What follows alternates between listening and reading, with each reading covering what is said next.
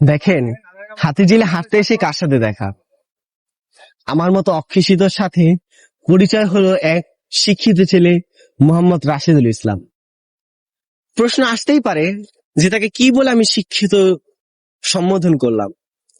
তাকে প্রশ্ন করা হলো যে পাদ কাকে বলে। তখন সে কি উত্তর দিল এই যে আমার সেই বন্ধু, যার কথা একটু আগে আপনাদের কাছে বলেছিলাম, যে শিক্ষিত মানুষের সাথে আমার দেখা হয়েছে, তাকে আমি একটা প্রশ্নই করতে চাই। ভাই বলেন, পাদ কাকে বলে? যাহা গঞ্চিত গোচ্ছদারকে কিছু সর্বসারণ করে সশব্দে নিঃশব্দে মহিলা বৈরাগমের পূর্বে মনুষ্যরূপে কিছু কম্পন সৃষ্টি করে ও আগে পাত বলে। পাত সাধারণত দুই প্রকার।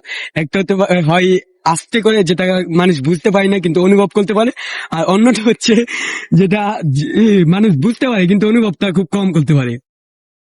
সবাই কমেন্টে বলে যাবেন আমার বন্ধুর দেওয়া এই উত্তরটা ঠিক কতটুকু সত্যতা যাচাই করে। ধন্যবাদ, দেখা হবে পরের ভিডিওতে। আসসালামু আলাইকুম।